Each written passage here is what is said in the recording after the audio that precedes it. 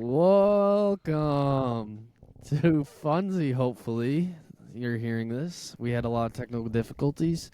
I'm in Texas for Disc South setting up, which is why we had to kind of pivot because something happened with my laptop in running the normal software that we do record Funsie on, the normal scenes. But this works, so we're still gonna get out the podcast to you, which is helpful. But we have a guest on the podcast. His name is Kevin Kiefer. How we doing, Kevin? Doing good. Yeah, doing great. Thanks for having me, guys. I'm excited to talk. I don't know I don't even really know. I mean, I literally texted Jay Millie and was like, "Yo, I'd love to be on the podcast." And he's like, "Yes, we can make that work." And then like 2 days later, he's like, "All right, does 6:30 work today?" I was like, "Let's do it, man. Come on." Yes, dude. We're the Funsie podcast. It's gotta be fun. Dude, this is great. This has been fun so far. Know what's funny? You were talking about pre-show how you recognize Sajko in the corner. Do you remember me coming up to you, introducing myself? Yes, Ben, okay, I do. You do. And okay, I had good. just played the worst round of my life. Like, I literally think about 10 over at Maple Hill. And you walked up, you're like, "Hey, I'm Jay Millie's friend." And I was like, "Nice to meet you." And I remember after the fact being like, "Wow, I was probably so rude to that guy." And so I'm going to just say sorry for past Kevin. New Kevin's great. No. I didn't get that vibe. I just wanted to introduce myself because Jay Millie probably has talked about you 17 times on the podcast, so I just had to make sure that I just wanted to introduce myself. Like, "Hey, what up? I'm Jay Millie's friend on the podcast." Yada yada. It was a quick, but I didn't think anything. I do remember that though, for sure. Any friend of Jay Millie's, I'm gonna remember. Yes. Kevin, sorry. I think you've been following the podcast pretty early on. Am I correct in saying that? Because I remember seeing you like stuff, and I was like, "What the heck? How did he even? How?" Dude, I'm telling you, man. I've been a fan of Jay Millie since day one. I'm still a fan. Don't think. And as soon as Josh was like, "Yeah, we're starting a podcast," I'm like, "All right, another person I'm gonna follow, another thing I'm gonna just indulge my time into." So yeah, I literally day one. I think I was probably within the first 100 followers. Let's go. Heck yeah. I think now you we were have 102 first followers. 10. I'm not even kidding. Honestly, dude. Honestly. You were early. I do remember seeing you follow us. I was like, "Oh, wow. We literally haven't even uploaded it." Or I think it was when me and Jay Millie first did that intro thing. "Hey." Oh, when we were both yeah. in Texas. I think that's when you followed us. So I don't even That was think the last time released you the were podcast here, yet. Ben. Yes, sir. And now I'm here again. Yeah. Let's go. All right. To give some context, guys, for the listeners, Kevin is a former pro. Or would you? I guess so you're still a pro. Ouch! No, Ouch. Dang. He's trash now. No, He's you're 950 now.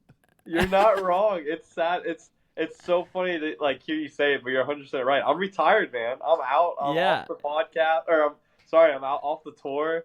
But yeah, yep. Here, so give us, before we get kind of into you retiring, give us accolades. How long were you on tour? What'd you get up to? What are your best accomplishments as a disc golf touring professional, so that the listeners can be filled in on this? Yeah. Okay. So I went on tour in 2022. I was on tour for 3 years. My best two finishes are both at Champions Cup, or at least my favorite two finishes are Champions Cup. It was 22nd at a major and then 16th at a major. And then I've gotten a bunch of top fives, a bunch of top tens in Silver Series events, which I don't know. I personally don't really count those. They're kind of on the fence. Still made money, didn't you? Yeah, made great money at Silver Series events. Yeah. The hard part for me is I was one of those touring pros that was kind of always on the bubble of making cash consistently and then also missing cash consistently.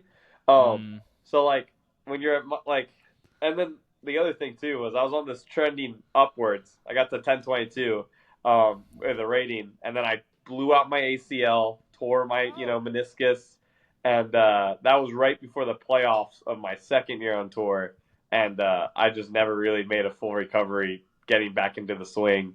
And then I mean now anyway, so there's that. Dude, I am curious. Like you said that you finished 16th and 22nd in those events. Are those like you feel like you played absolutely out of your mind, or is that like what was that in reference? Because me being someone that is never going to play on the Pro Tour, I'm just curious like what that was like through your point of view. The first time around, it was my first year on tour. It was 22nd place, and I did actually feel like I played out of my mind, and I was like, wow. 22nd place is like the best I can get. Oh, okay, yeah. And that was also that I'll never forget that either because it happened multiple times where I'd be in like a good position going into the last round and then I'd blow it. And that round I was actually beating Paul Macbeth by 4 going into the last round, and I was like, my only goal was to beat Paul. I was like, all right, this is literally this is the chance I have. And I shot 8 down, which was like a 10-40 rated round. And I was like, I did it. And I hadn't checked scores or anything. I was like, yes, I finally beat him. And I checked scores and he shot. That was the round he shot the 16 down. Yeah. And beat me by 4. I was like, what? And then that's another slice of just like humble pie. But yeah, just to like go back to your point, Nathan. Yeah, it's literally like the 22nd place was like I played out of my mind, and the 16th place was definitely like I felt like I left more out there, but like it's so hard to play that what if game. Like you can't, right? Like all the putts that I missed, all the shots that I had like kind of chumped up, like that's a part of it. That is 100% a part of the game of golf, and it is what it is. How often do you hear out there people being like, man, if I'd like hit my putts, I would have like shot blank. Like, do you hear that a lot, or are people like on the Pro Tour in the know at this point of being like, no, that's what amateurs say?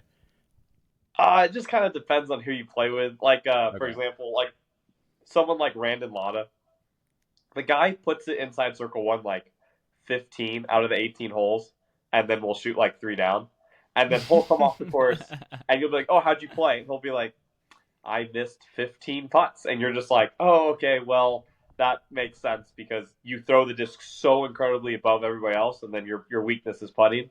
So like it does happen with like it just depends on the person. I feel like I hate to call these people out, but I don't care. I'm not on tour anymore, so it doesn't bother me anymore.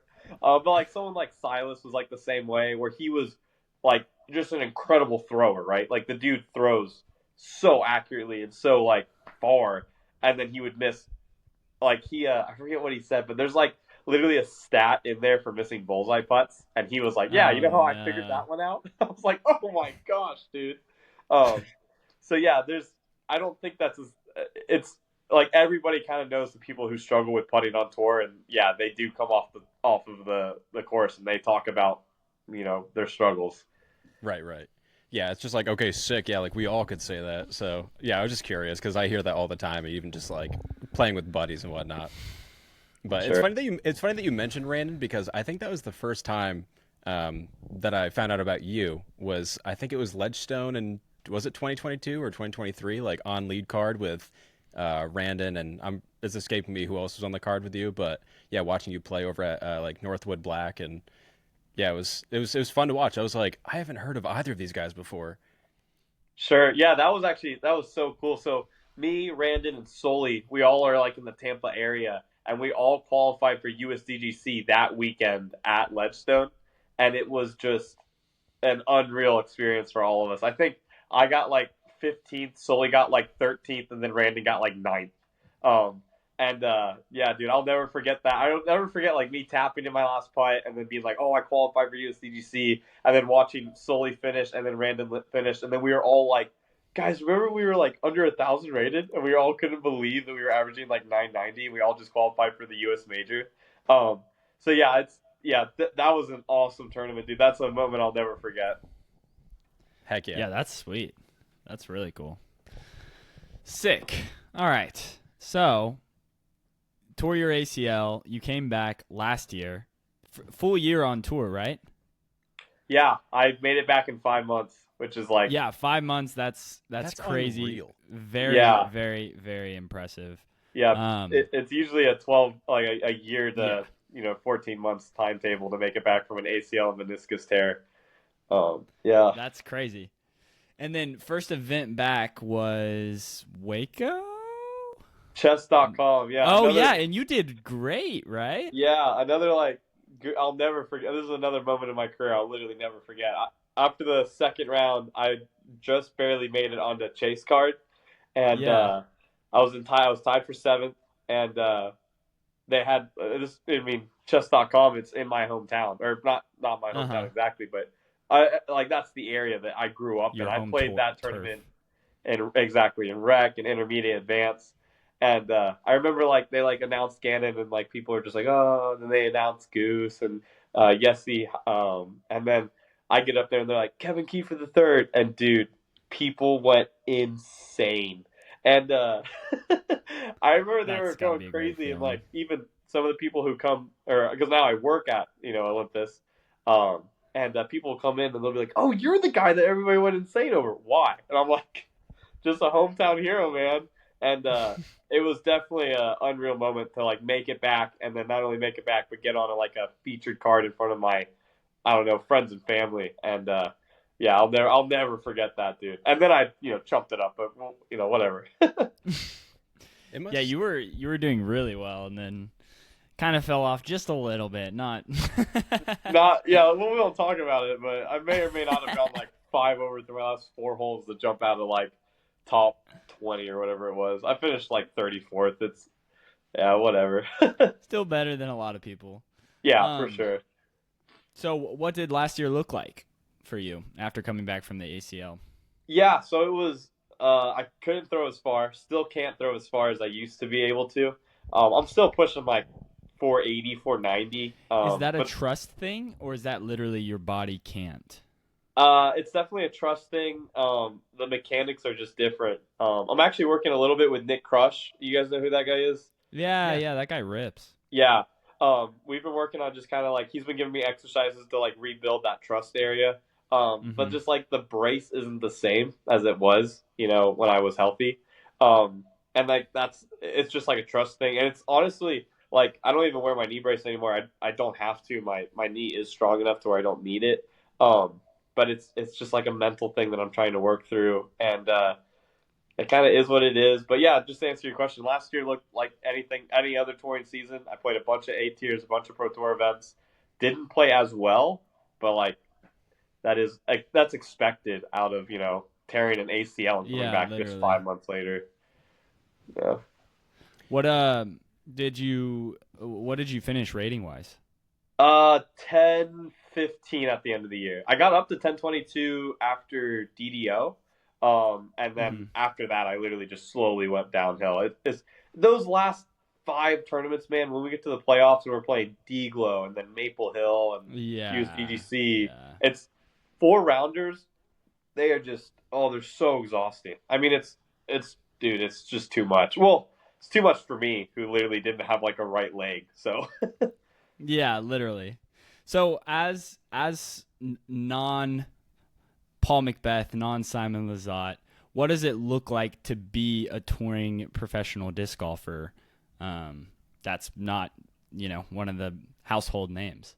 Yeah, so that's a great question. So like my first year on tour versus like my third year on tour was like completely different. I learned so much. My first year on tour, I literally spent, I think it was like a total of like $600 on lodging the whole season.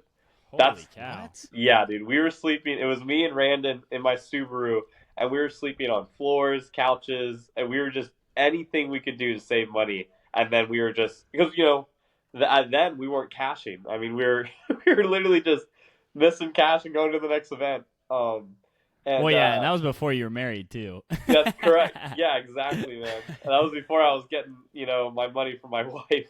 So yeah, that's the reality of it.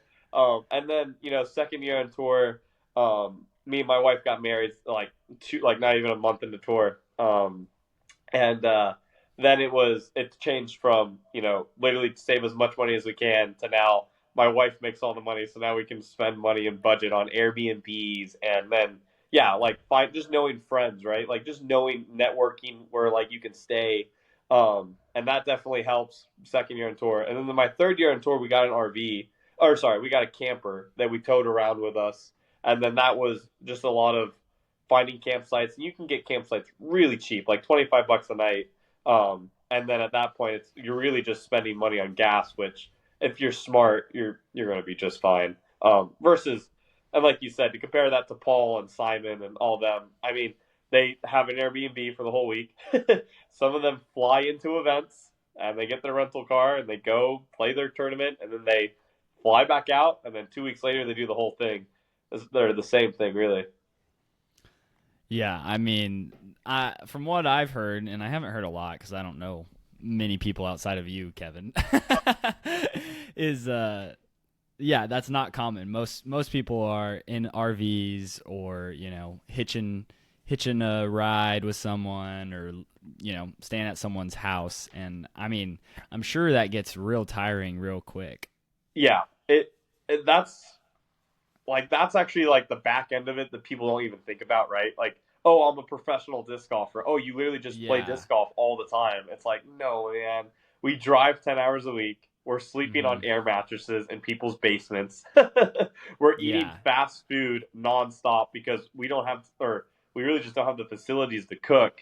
And like, I am, it was a dream come true. It sounds a little snobby, but like, it was a dream come true to be able to go and tour for 3 months. But like, I'm so happy to finally have a place to live, and because I'm sure we're going to get into it eventually. But yeah, we just moved up here to Spring Hill to help, work for Paul full time. But dude, it was a blessing and it was a lot. It's just a grind touring like that. So. Yeah, but before, like, because like we've briefly mentioned that you've transitioned roles like past what am I trying to say, like after your retirement, I guess we'll say. Yeah, retirement. Yeah. Yeah. So crazy to say that. What things do you feel like you'll miss most about it? Because like you're saying, it takes a special kind of person to be out there grinding, and of course, being married now, that's more tough. But I also assume that you're looking forward to new things in your new role. Yeah, definitely. So like right now I don't miss anything. I'm like, all right, I don't have to be good at disc golf. I don't have to practice. I can literally just focus on growing Olympus, growing the social medias, working on the YouTube channel, working on just building a community out at Olympus for Paul and Dylan. But I think once the season starts and I start seeing all of my friends like doing well in these tournaments, I'm gonna miss that. I'm gonna miss the getting those like millions of texts once I get on Jomez, or miss hey, dude, you just shot a 1050 rated round, you're on chase card.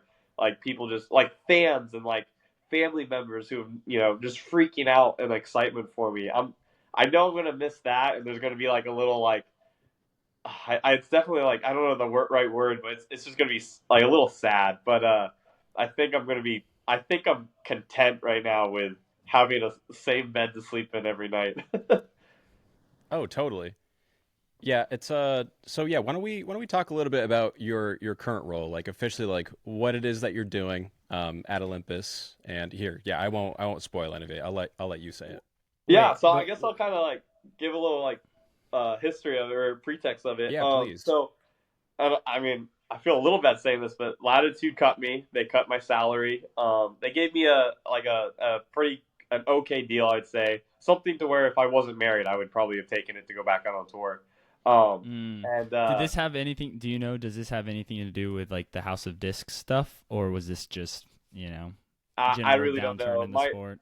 How it worked with me in my case scenario was I have an agent who went to Latitude and was like, hey, like let's start negotiating for next year.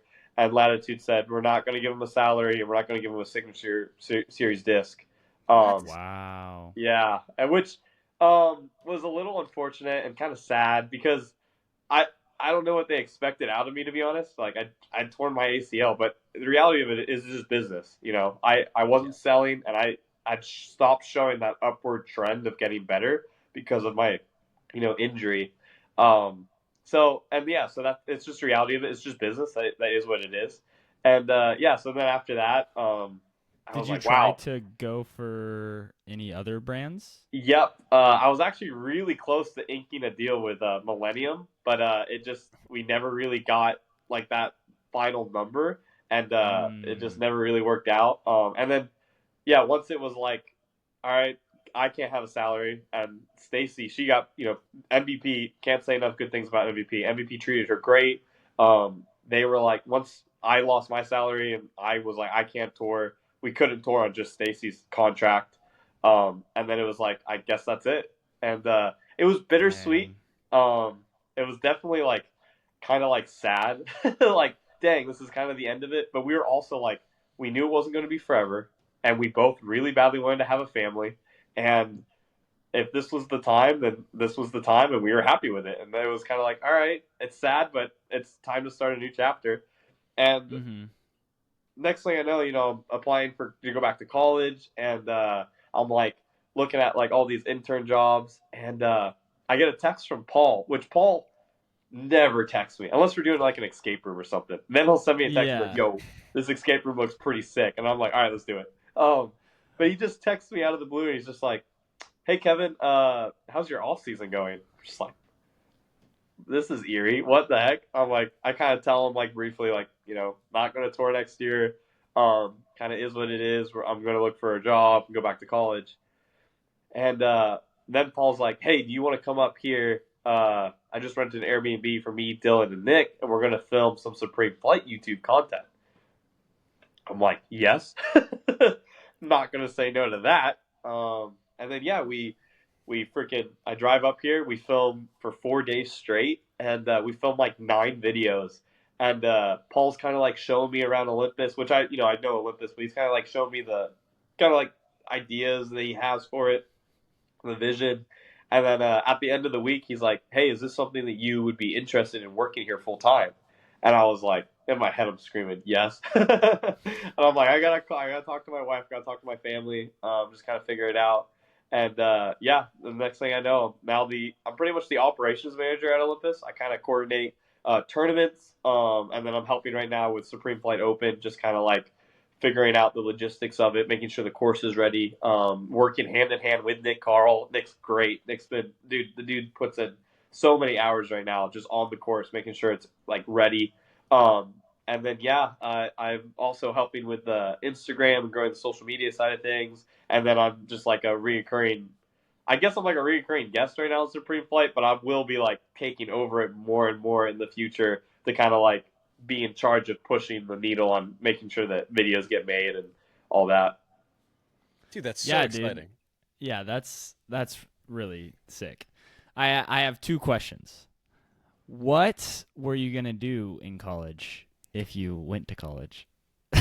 Oh, bro, I don't want to even think about it. No, I'm just kidding. So I almost had my AA because I had done like a year and a half of college before Latitude 64 kind of like picked me up to go on tour.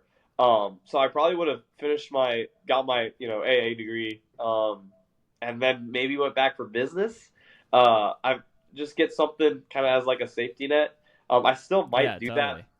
I still might do that, but right now the more and more I talk with Paul and kind of see his vision for Supreme Flight, it feels more like this is kind of setting me up for a good career. And to be able to work in disc golf and not actually play, I feel like is so rare. So like, I love this opportunity. I just want to keep like building on it. So yeah, I think that's a really good opportunity.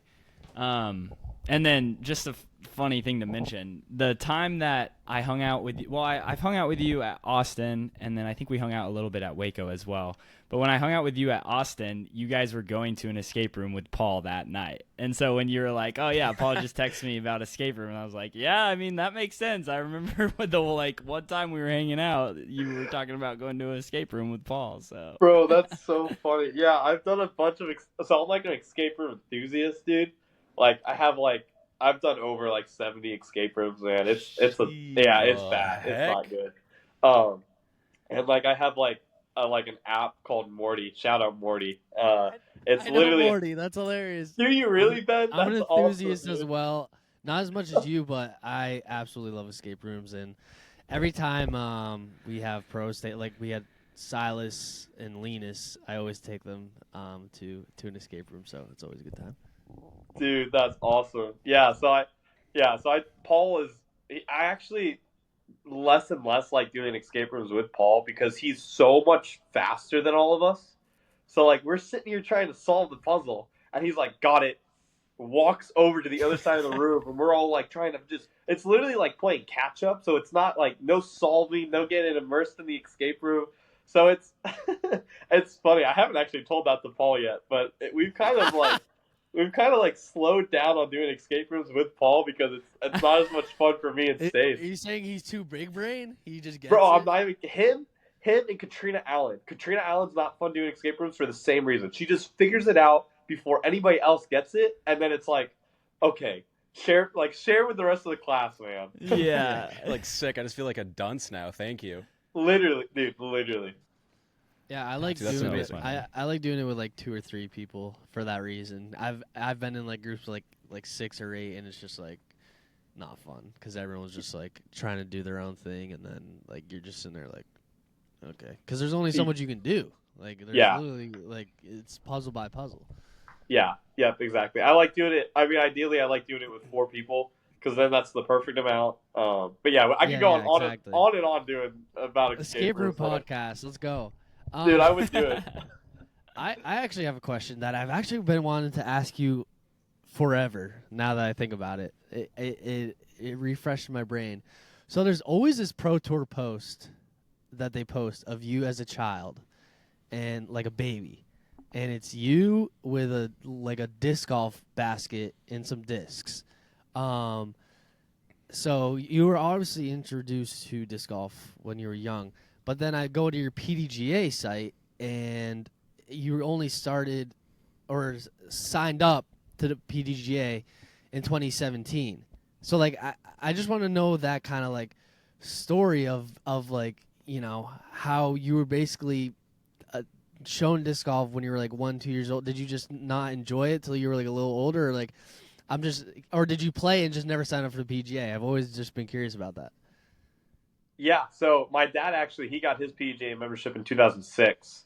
So he's been playing tournaments for forever. I got introduced as a little child. Can't remember not knowing about disc golf.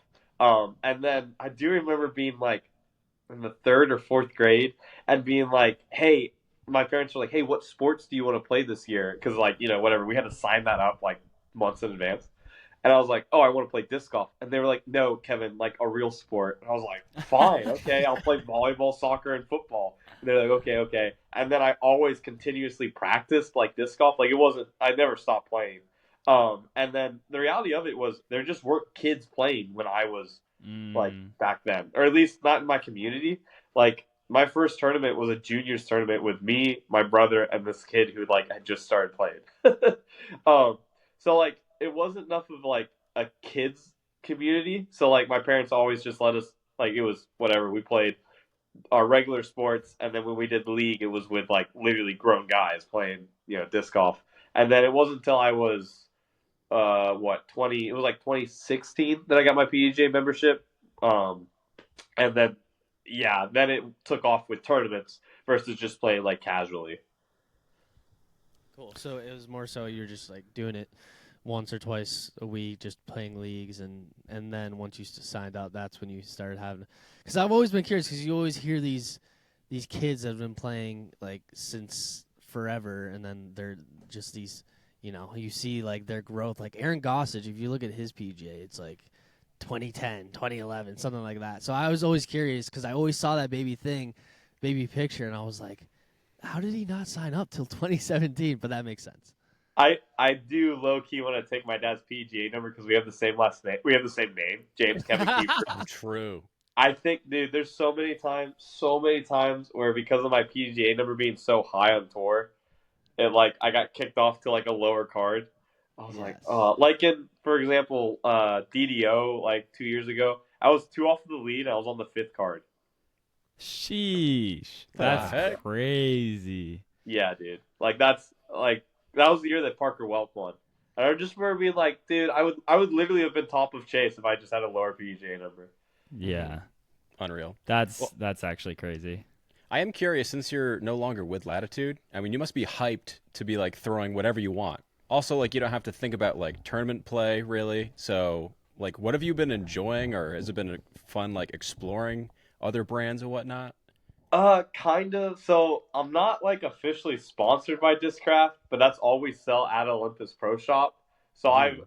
primarily just transitioned into. So there was like a single week. I'm not even kidding. Like it was literally like 5 days where I was just throwing a mixed bag of Innova and like I don't know Discraft. It was mainly just Innova, Discraft, and Discmania. And then Paul, that's when like I started talking with Paul, and then I was like, oh, dude, I should try to get on Discraft so that I can like promote the pro shop. If I play tournaments, I can get bonuses. So it was really fun, like relearning like a Discraft bag. And then I reached out to Discraft. I probably shouldn't say this, but I reached out to Discraft and was like, hey, is there any way you guys would get me on your team? All I want is like some discs and like a bonus structure. And they were pretty much like, no, we're okay. I was like, I was Dude. like, dang it, really? And they're just like, we don't like. They literally just said like, pretty much their team is full for this year, and like ask them again next year. And I was like, all right, man. And then like 2 or 3 weeks later, I was like, can you guys send me pre-releases so I can film stuff for Supreme Flight's YouTube video? And they're like, oh yeah, that's not a problem. So I literally get like pretty much all the discs I want from Olympus's Pro Shop, and I get the pre-releases, and I throw all Discraft, but I'm not sponsored. You're sponsored Wild. by Paul Macbeth. Let's just Yeah, say. I'm literally, dude, spot on. I'm literally sponsored by Paul Macbeth, and I'm trying to promote as much as I can to go and buy stuff from the pro shop at Olympus. So it's like that's why I throw it. It's funny because Andrew Presnell is actually sponsored by Paul Macbeth. Like, I don't Yes, yeah, he is. Yeah. Yeah, he actually is. Like he literally says thanks to my sponsor Paul Macbeth. So I always thought that's pretty cool. But maybe Yes. Isn't it just the bag, or is he actually just like Paul's just like supporting him? I think it's just the bag. Yeah, Yeah. because Okay. he's like the Paul Macbeth grip bag. Yeah. Yeah. But Okay. Cool. He does say Paul Macbeth. He doesn't say grip. I'm pretty sure I've seen him just say Paul Macbeth. That's so funny. Okay, so kind of going on that note, so you kind of explained already you're like the operations manager for Supreme Flight, but you also do Instagram and I'm sure some YouTube. What is Supreme Flight for listeners who might not know what it is? And then also like what's the long-term goal of Supreme Flight? Like first and foremost, it's a clothing brand, right? Am I wrong? Yeah, no, you're correct. Yeah, so it's the idea of it. Right, so right now it's a like part of Ledgestone. It's its own like Mhm. apparel with like cool like stamped discs with Ledgestone. What Paul and Dylan wanted was an apparel company that was like higher branded and something that could hopefully like outgrow disc golf, would be like something that just an everyday person would want to wear. So like they have their kind of styles, and they have like kind of like that's the vision for it. And then we're trying to just build a following by doing the YouTube, by doing the Instagram, and then yeah, just like do like cool releases with discs. So like yeah, it's kind of like a mixture of a whole bunch of little things, but first and foremost, it is an apparel company. Okay, yeah, that makes sense. But so your job title is with Supreme Flight, or is it with Olympus? Okay, so like Sponsored by Paul Olympus and Macbeth. Supreme Flight are two different things, but they're kind of run through the same people. So like Yeah. Supreme Flight is discs and apparel, and then Olympus is just the like actual course that Paul and Dylan own here in Brooksville. So like I maintain like most of the time I'm working in the pro shop with like replying to stuff right now, getting everything ready for the Supreme Flight Open, and then making sure that like tournaments that we have lined up for this upcoming couple months are like everything's going to be smooth. So like that's one part of my job, and the other part of the job is like making sure that the social medias are like stuff is getting posted, which is me filming and editing all that stuff. And then on top of that, doing the YouTube. So like Yeah. they are two different things, but I'm working in both of them. So you're in your job title, or like when you got signed or whatever happened, was this like your expectation, or is that it kind of like molded to this? Has it like turned into this, and you're kind of just like a catch-all for maybe things that Dylan and Paul need? Yes. So Paul was pretty clear about what he was like, his vision for everything. And then he asked me like, "Hey, this is like what we need you to do." I was like, yep, I 100% can do that. And then it just kind of keeps growing, which is Okay, good. yeah. We want that. But it's just, and it's not like I don't have help. Like, if I need, they're like, Paul tells me all the time, dude, if you need help, just outsource it. Like get people, build your circle, build your team.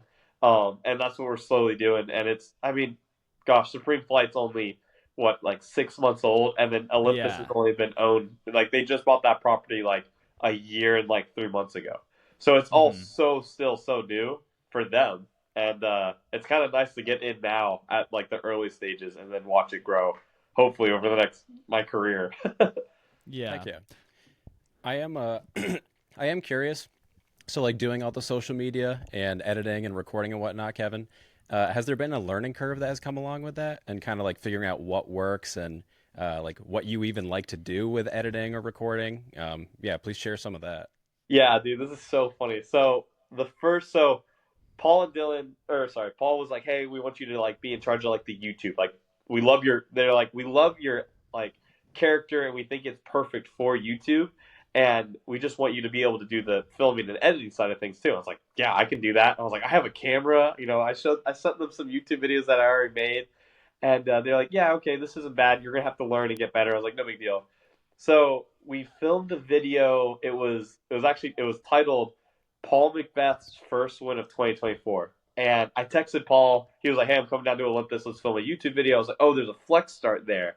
And he's like, "Dude, it would be hilarious if we literally had me playing the flex start so I could get my first win." I was like, "This is genius." So we filmed the video. I thought it was great. I edited the whole thing. It was like 39 minutes. I sent it over to Paul and Hannah. Paul texts me back after like an hour and a half. And he's like, "Yeah, we can scrap that one." I was like, "Oh." No.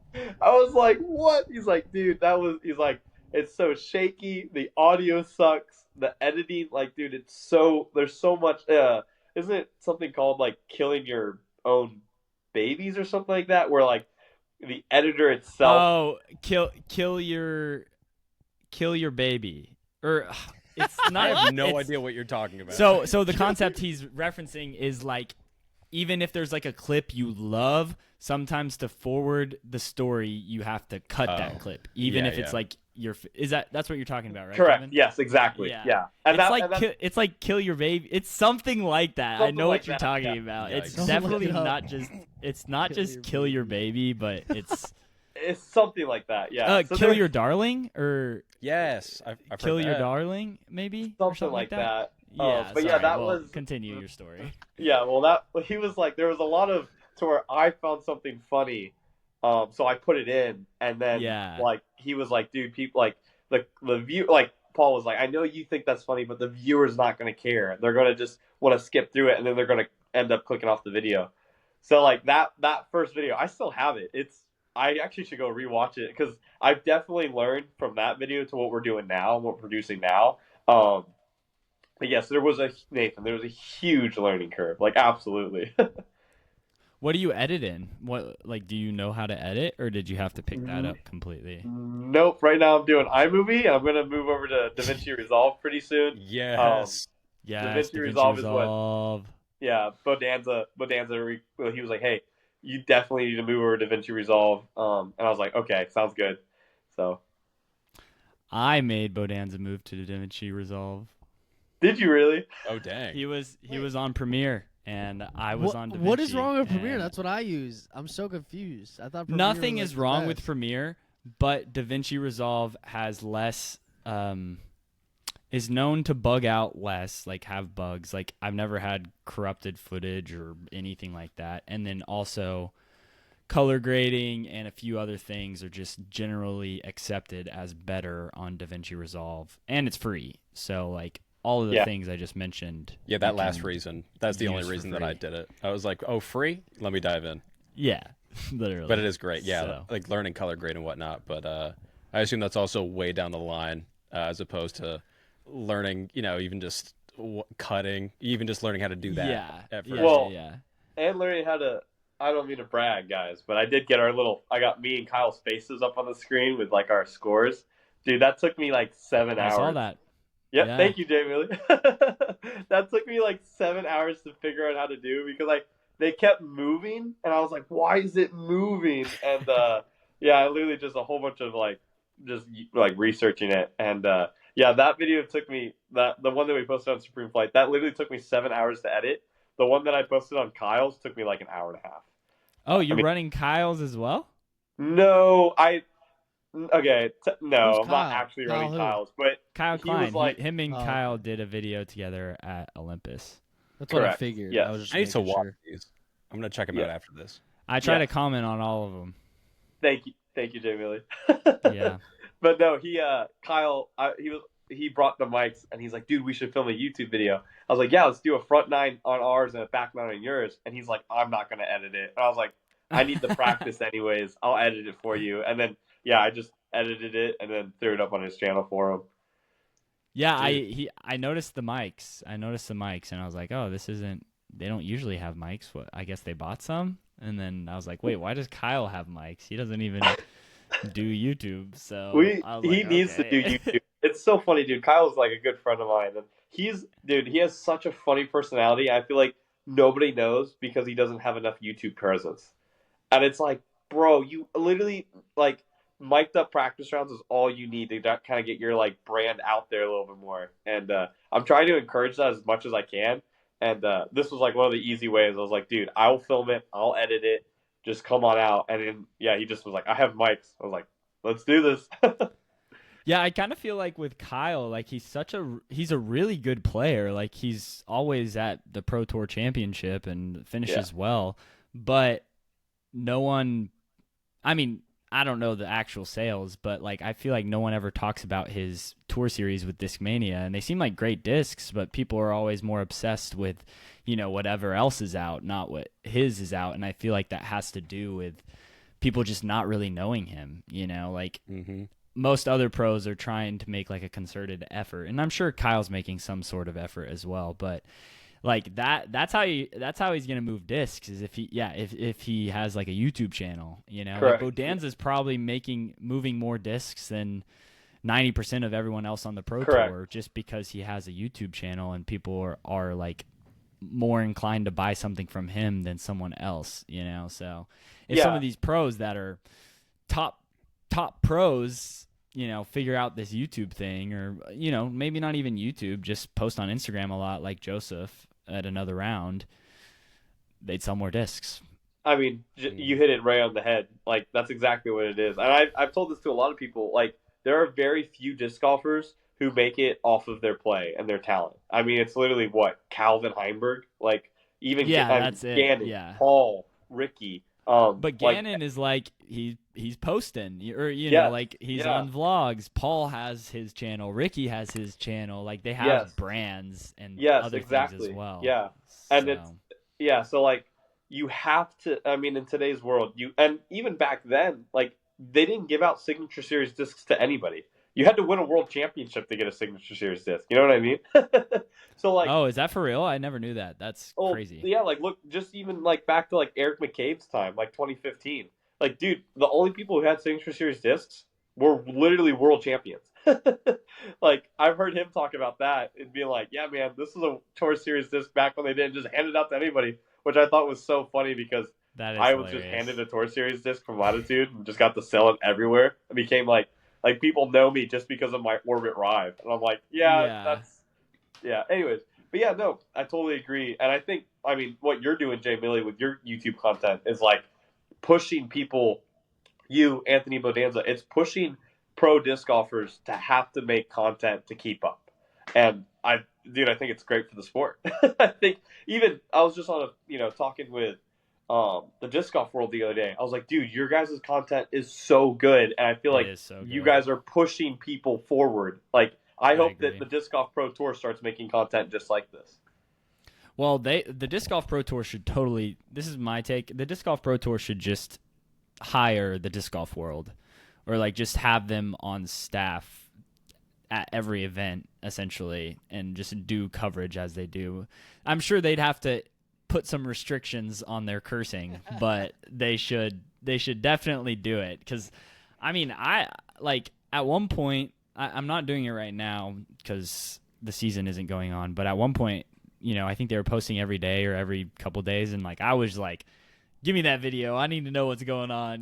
Like their stuff is really good, and like I feel like it adds a depth to a sport that doesn't have a lot of depth right now. Like basketball and football, you see articles, like 100 articles a day about every team, but in disc golf it's like maybe like 15 articles a year, or like some people are posting videos. Like we need a depth that people can get behind, and I feel like that's what we're kind of talking about. What I love so much about the disc golf world is that they cover players like me who are 70th in the world. You know what I mean? Like there were times where they just like throw up like Kevin's doing this week with his wife in like Yosemite Park. I was like, yo, thanks guys. So I like appreciate that much in detail. And then I also appreciate how they literally don't care about anything. They're like, this is what we think, and this is what we're pushing the folder with. I wonder who their source is though. Did they miss off season? Yeah, for sure. What'd you say? I don't Sorry. think they missed. Oh no, they did not miss. No. Ezra to Discraft, Ricky to Discraft. Yep. Did they announce Germ to MVP? I don't know if they knew about that one. Probably, but if I were to guess. I don't know. They say their sources are like pros, but industry people, stuff like that. So that's where they get.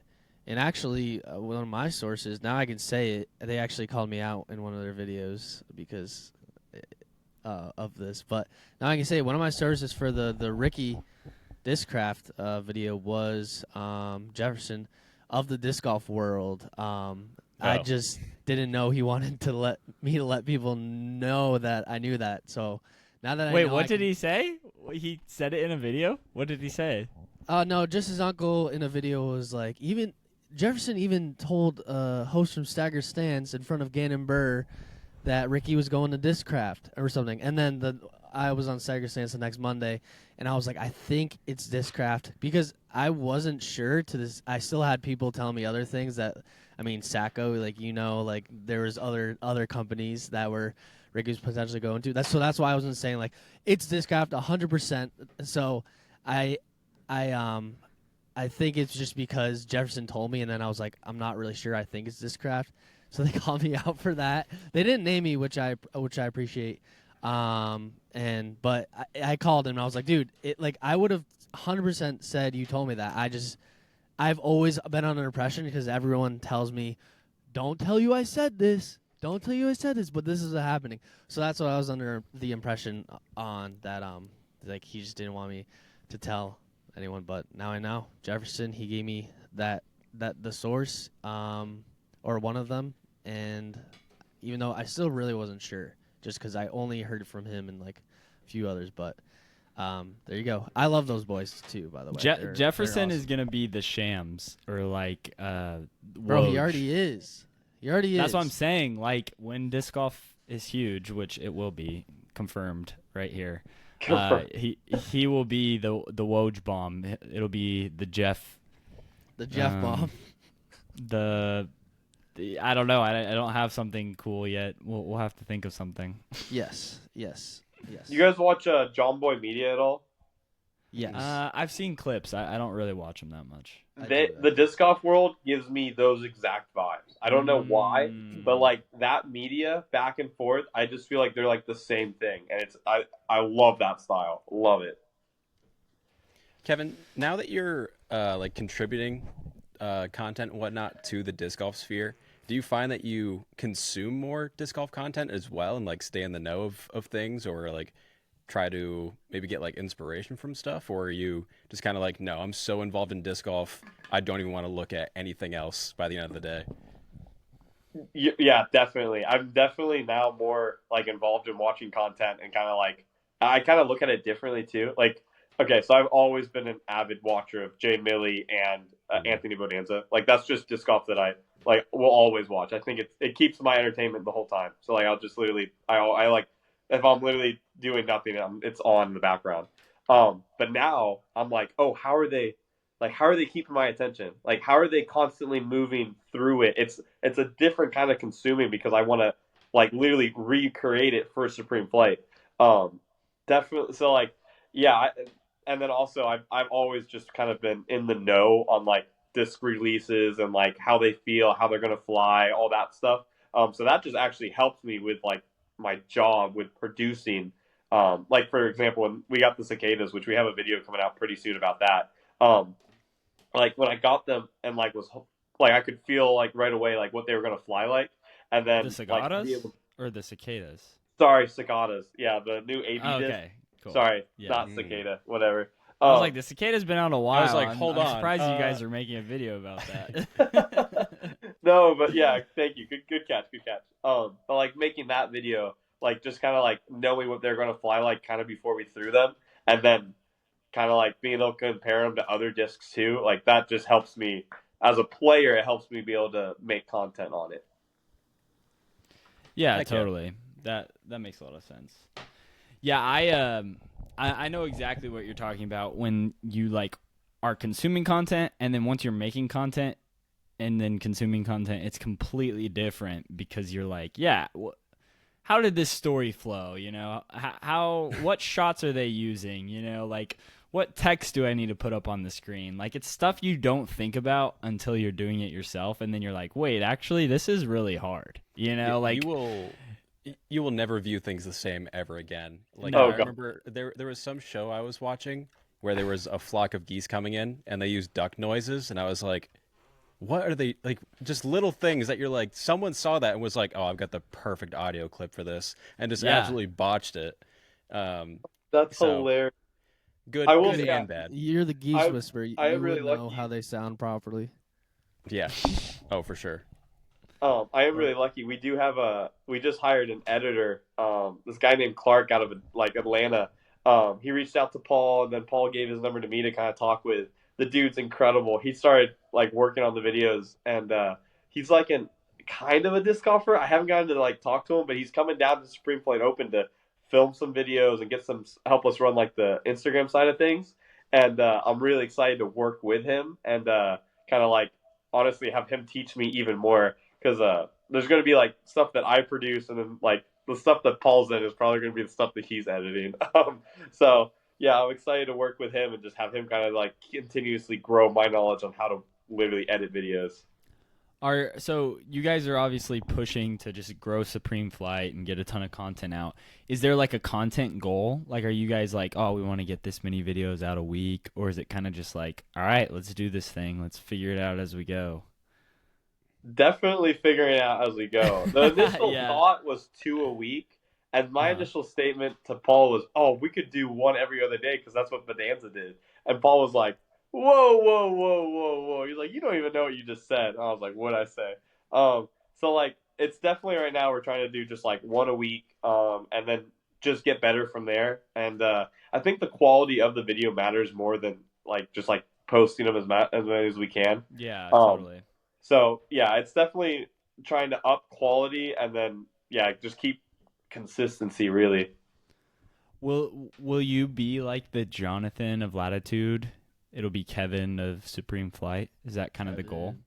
I would love that, dude. It's really whatever Paul's image is with it, because what we're really doing is we're using Paul and Dylan Cease's likeness for this company, and then I'm just like a middleman of like trying to like, I don't know, push it along. Will say though, I've gained so many more followers ever since kind of being like in these videos with Paul than I have Yeah. like even with like my Jobez appearances. Like Well, my follower count just keeps getting pushed up. I'm just like, bro, what? Yes. I should have done this far, a long time ago. as just a viewer, like I've felt like it's your account more than it's Paul and Dylan. Like you said, you're a guest on these videos. Like I've thought this is Kevin video with Dylan and Paul in the videos. So like I whether you appreciate like it or that. not, I kind of think that's what's gonna happen because you're gonna be in almost every video, if not every video. So like someone that's going to recurringly watch these videos is not going to like think it's Paul's channel. They're going to think it's Kevin's channel. This is my Right. opinion. Yeah, and it's only going to get like more with me as we go forward, because we did film back when we filmed like some of these early on videos, like the one that we just posted tonight. I was still with Latitude, and it was still like last year that we filmed it, and they were doing they did a Luna battle, and I was like, I can't throw Lunas because I'm with Latitude, and I need my last like 3 paychecks. So there were definitely times where it's going to be I'm sorry, there's really not that many videos. There's like 3 videos total where it's just Nick, Dylan, and Paul. But yeah, for sure, Jay Millie, like going forward, it's going to be a lot of me with other guests. And I'm happy with that. And again, it's whatever Paul, actually, I was just on a phone call like last night with Paul, and Paul was like, dude, make sure that you bring as many people onto the channel as you can to help grow it. And I was like, dude, you're right. And I need, I don't know, I'm a talker, man. I feed off of other people's energy. I can't just be there by myself. So yeah, I want to be, you kind of put it in perfect, is like that, the Latitude 64, like they're kind of like, they're the way that they have it set up, and yeah, kind of like use that over here at Supreme Flight. But again, whatever Paul wants, man, he's the boss, and he's really good at business. Is it gonna be like, or how it works right now? Is it you come up with an idea and Paul has to approve it, and then like you send the video over to him before that, or like how is it?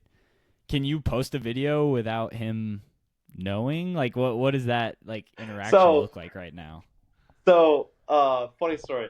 The video where Nick and I did the Climo discs, I got the Climo discs from him the night before, got to Olympus, the next day, filmed the video, and then posted it all in the same day. Sheesh. Without asking or telling Paul or Hannah. And then Paul gives me a call, and he's like, hey, first off, good for you, man. He was like, that was incredible that you got this all done in a single day. And then he was like, hey, these are things that I would do differently going forward. And I was like, yeah, I don't know why I didn't just ask Paul, like, hey, are you okay with me posting on Supreme Flight right now? Like, I don't know. That just did not, dude, I was probably so burnt out from editing all day that I was like, anyways. So now what it looks like is I make a YouTube video, I film it, I edit it, I upload it unlisted on YouTube to Paul and Hannah so they can watch it. And then they watch it, and then they literally are like, hey, you're good to post this. Going forward, these are the things you need to fix. And it's gotten better. Like, each single video, it's gotten less and less things. So eventually I'd like to eventually we're going to get to the point where they're just like, yeah, Kevin, we don't care. Post whenever you want. Because it's definitely moving, trending towards that. Yeah, I think that makes a lot of sense. I like that. I'm interested to see, well, I know you're behind it, so I'm sure it'll succeed, but I think the biggest thing that you guys are gonna need to do is like, I remember coming into the sport and hearing about Supreme Flight, but just in retrospect, because I don't know how long ago it kind of stopped. But for this to work, it's got to be like a long-term commitment. Like after 6 months, like, I bet in 6 months the videos will be doing fine, but like the longer you keep at it, the more people will be devoted to the cause, is my take. And I mean, that's not revolutionary or anything, but I definitely think it'll work out as long as, it's a long-term thing. Yeah, and Paul kind of said that too when he was hiring me on. He was like, hey man, like this is not going to be something that is going to blow up overnight. And like all the money that's generated from Olympus and Supreme Flight is just getting reinvested right back into the company.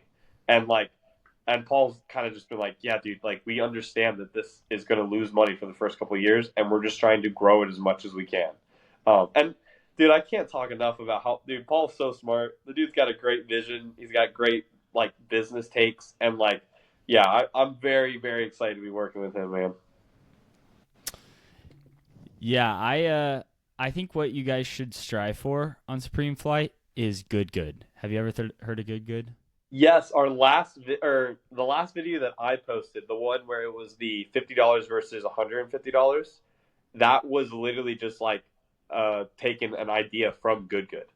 And it did great. It got like 20,000 views, which is freaking, I'm super happy with that. And yeah, that's kind of the idea that we're going with. The only problem is getting production up to that level, which I don't know. I think that like editing will just get better with time. That's kind of how it's been for me. But I definitely think that there's like a step that you could do for your thumbnails right away.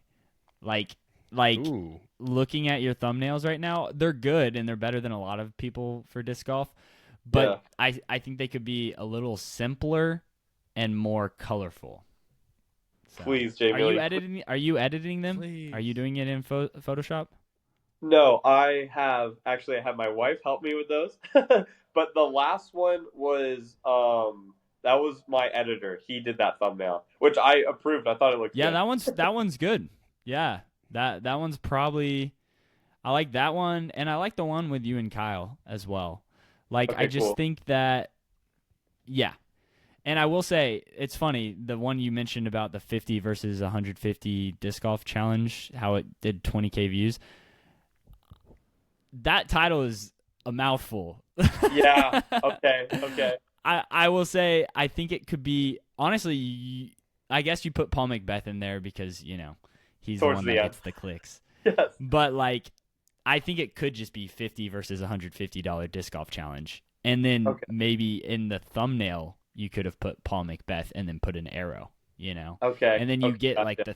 the simple thumbnail or the simple title, but then you also would hopefully get the people being like, "Oh yeah, Paul McBeth, let me watch that video." Yes, exactly. Okay, cool. Okay, noted. See, these are things that I'm going to learn. So Yeah, no, and it's just a lot of talking to other people and trial and error, and whenever people ask me, what do I need to do to be a YouTube disc golfer or whatever, I'm just like, just start, and commit to making one thing better every time, and just posting the videos and putting it out there. I have a friend who is always telling me that he wants to do this, but he's only posted a short or 2 shorts. And it's like, come on, man. I know you could do it if you just committed to it. Yeah. So. It's so funny, dude, that you said that on the titles, because I did that with the Kyle Klein practice round too. It was 2 full sentences, and Hannah was like, "Yeah, that's not gonna work. Just do mic'd up practice round with Kyle Klein." I was like, gotcha. Well, dude, Sorry. Go ahead, Sajko. I was gonna say, you mentioned how when maybe it was even before the podcast, how when Paul's on, you notice a high spike in views. I don't know if you listen or know who Andrew Manganelli is when we had him on before, but he talked about how when you're making changes, make them small, and just because you don't immediately see results doesn't mean that you're necessarily doing the wrong thing. So I say that because the things that you're putting out with you and guests, it doesn't mean that it's a bad thing because it's getting less views, right?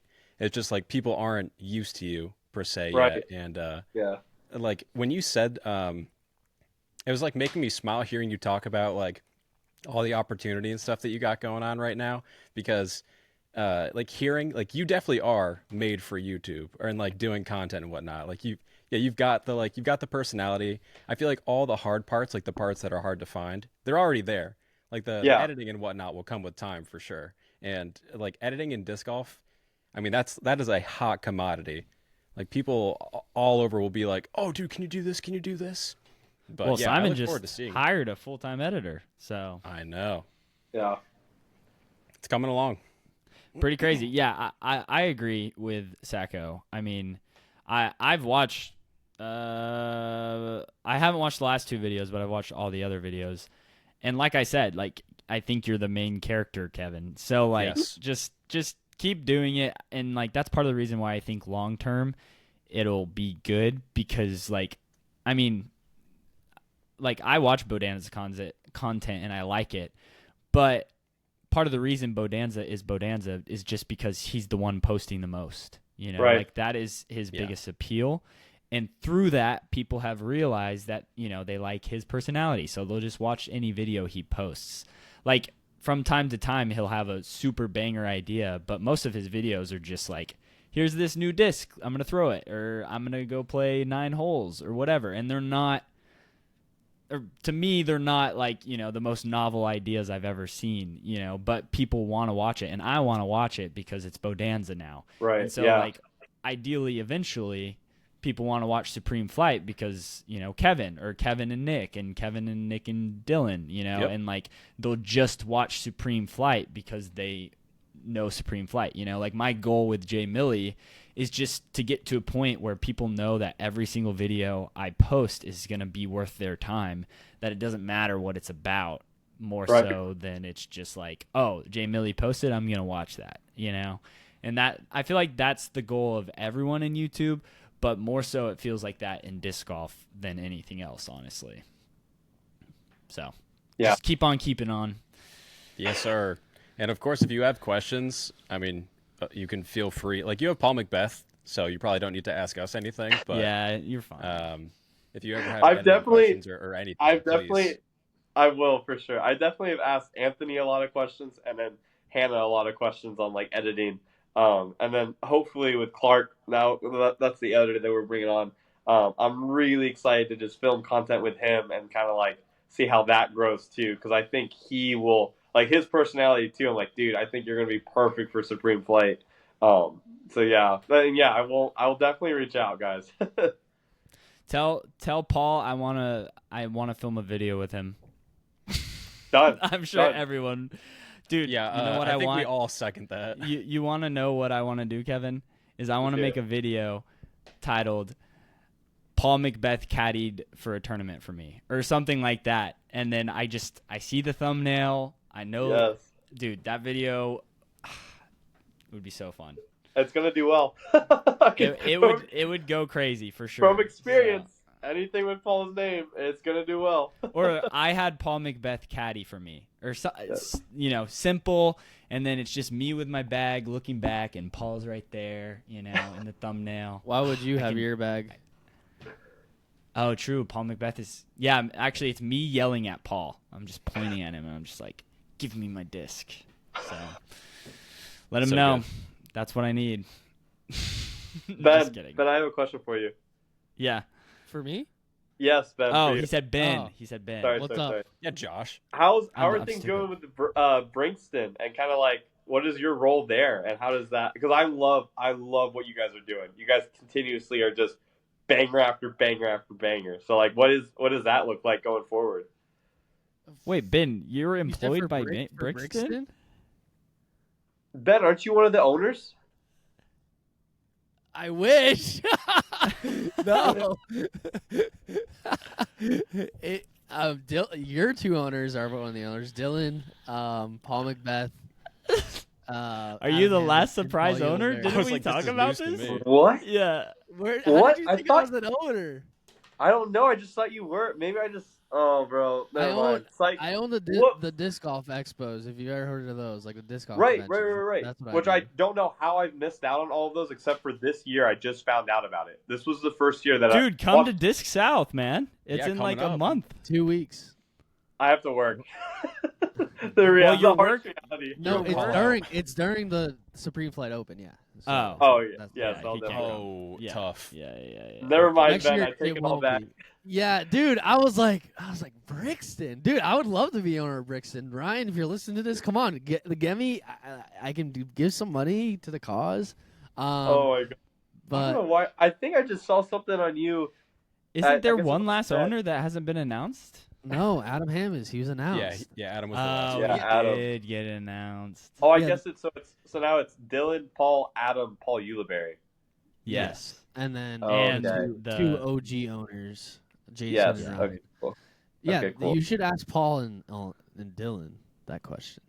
Oops, my bad. I thought you were. Well, actually, dude, I forget they're even like a part of Brixton, to be honest. I thought you were one of the owners, but I guess I just got that mixed up with the Disc Golf, Disc East or wherever it was. Yeah, that's what I was saying. I think that's why, because we did partner up there and release an expo pack, and I was part of the pack and stuff like that, and so that's probably where you got mixed up. But yeah, I'm not an owner, but I love those guys at Brixton. They're awesome.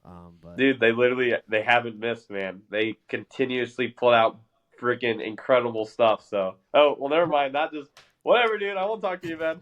Well, Kevin, honestly, you work for Olympus, you work for Supreme Flight, both companies owned by Dylan and Paul. It sounds like your scope of work is probably going to expand into Brixton pretty soon. So bro, you don't have to worry about that very much. Maybe, dude. Maybe. I should just text Ryan and be like, what do you need me to help you with next? I'm here.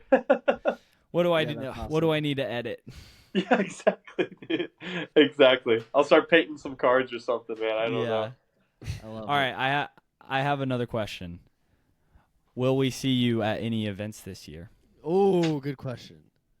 I want It's to, dude. over? Believe it or not, my disc golf game's like incredible right now. Like, Yeah, I was watching from the videos, dude. You've been shredding. I really have been playing some great golf, but no, I'm expecting to have a kid in July, um, and with that be like, Congrats. I think this is a great year to take off and kind of just like get healthy first and foremost with my leg. I am planning on playing Throw Down the Mountain, which is just an A tier at Olympus. Yes. Got to Yeah. represent.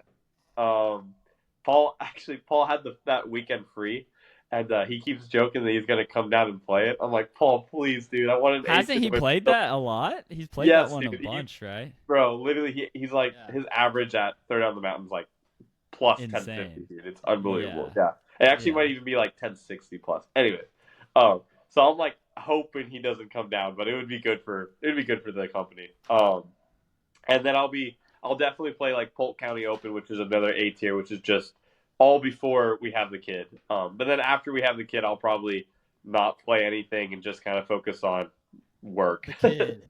The kid. No pro tour events, not even one. I if yeah no I Respect think the the play. idea. Yeah, for I sure. know It's probably I smart. know I know Paul and Dylan have both joked about it, saying like, "Hey, we'll fly you out to an event to see if you can get it off of a qualifier."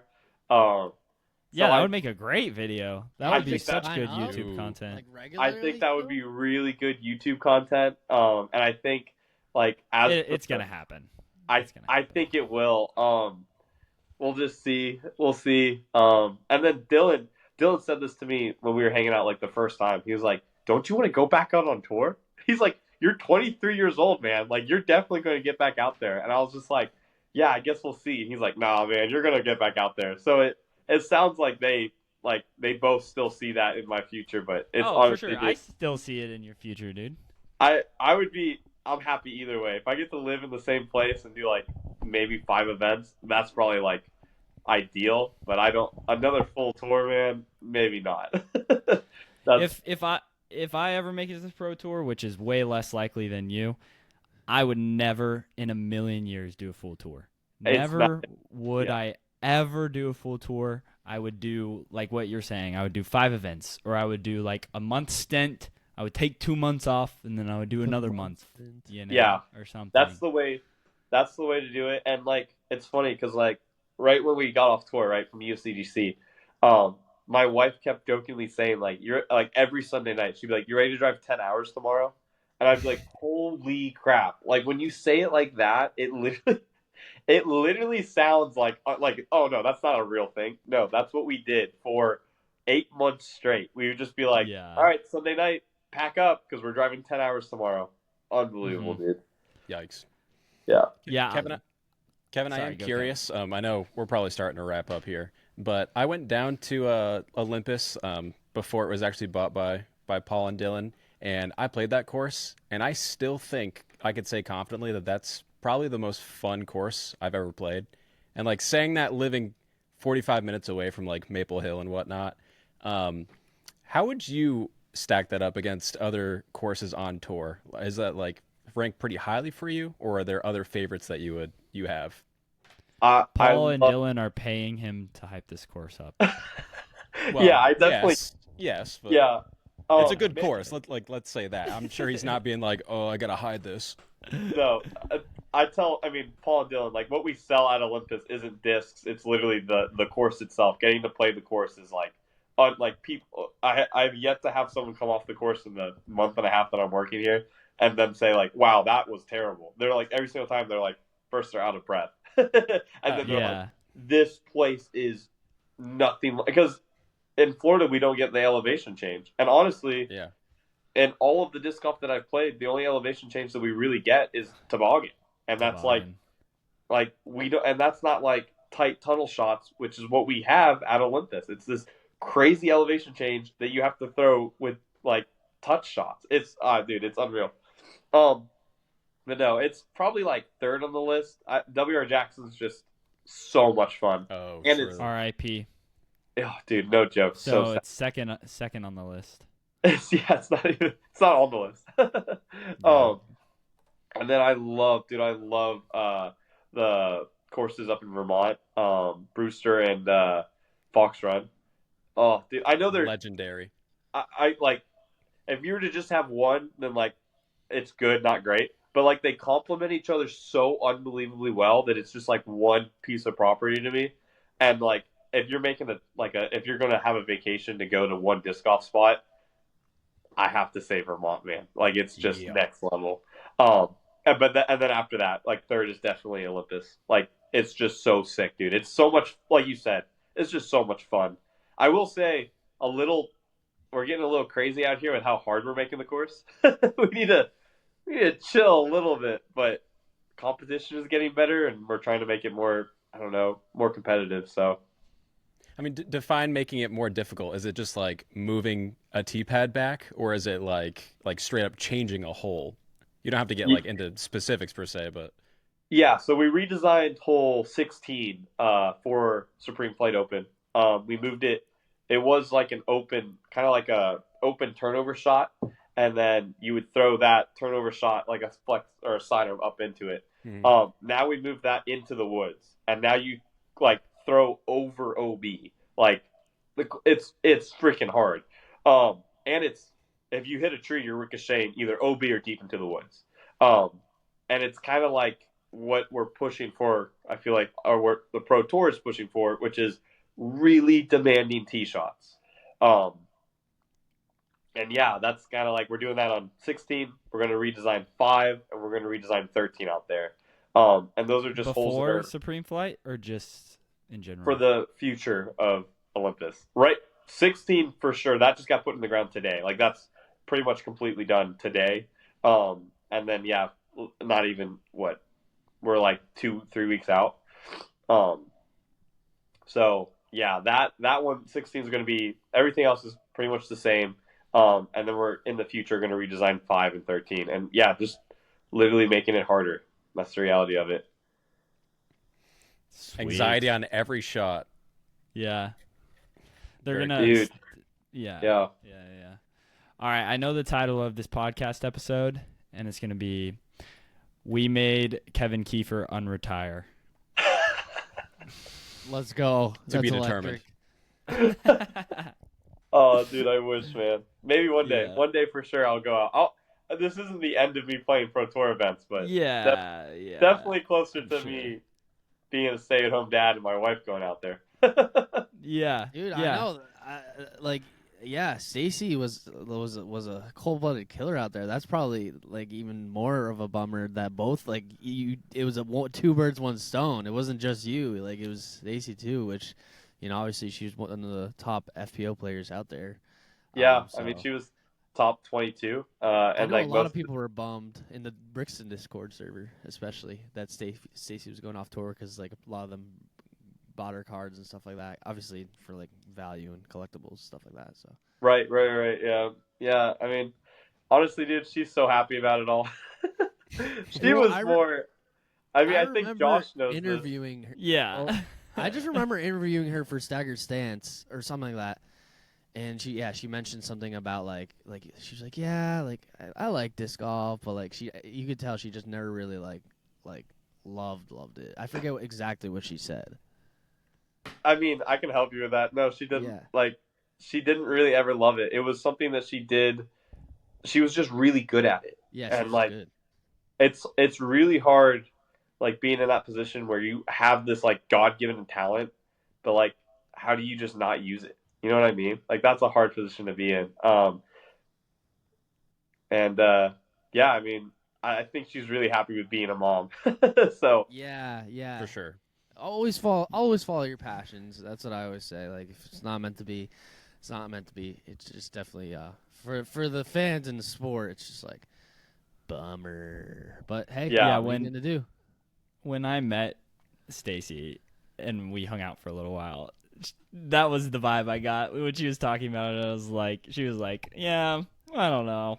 I'm not really into disc golf very much. I was like, I remember yeah. it was me, Stacy, Josh, and his wife. We're all hanging out in an RV, and Josh was just like, "So, like, do you like disc golf?" And Stacy was just like, "No," and Josh was like, yeah. Jay Millie No, was like, I thought she was "What?" joking. Yeah. was like, I mean, she was "Oh." kind of joking, but Yeah, and then she was like, she's like, "I love it when I play good and I don't have to wake up at 6 a.m. But it's hard, dude. The FPO circuit is so hard, dude. Kudos to them, dude. Waking up at literally, dude, the sun's not even up to start warming up, and then I can't even imagine doing that. Like, Stacy couldn't do that by herself. Like, she toured with her brother, and then she toured with me. Like, dude, that's a hard life to ask of these people. For sure. Yeah. Well, hey, Kevin, I think we all look forward to what you're going to cook up over there at Supreme Flight and Olympus. You make hyped. having a podcast and asking questions very easy. You're very easy to talk to. Seriously, it was a pleasure. Dude, thanks for having me on. Josh, this was fun. Ben, everybody, guys, this was a great time. And let's check in again in like a year when I like actually can produce some like good content, and you guys will be like, "Yeah, see, look how far you've come." Yeah, no, Dude, I would love that. You will definitely be back on. Thanks for reaching out. We love having guests on. Tell Paul and Dylan they're welcome anytime. Hey, I know Nick, those guys. and I Nick, got you. but Ben can ask Nick if we need that. Yeah, exactly. I can ask Nick, but no, we can have Kevin can be our Billie Eilish interview, the update every year on how many followers did you gain, how many views you have, stuff like that. Yes, dude, absolutely. Cool. Huge. Well, thanks for coming on, Kevin. All right, Kevin. When we end, we do a round table at the Funsie. So you got to give out your best Funsie. Ready? I'll start. Then Jay Millie, then Sajko, then you'll end it. All right, ready? 3, 2, 1. Funsie. What? Sajko? No, we're not doing that. Funsie. Funsie. Yeah.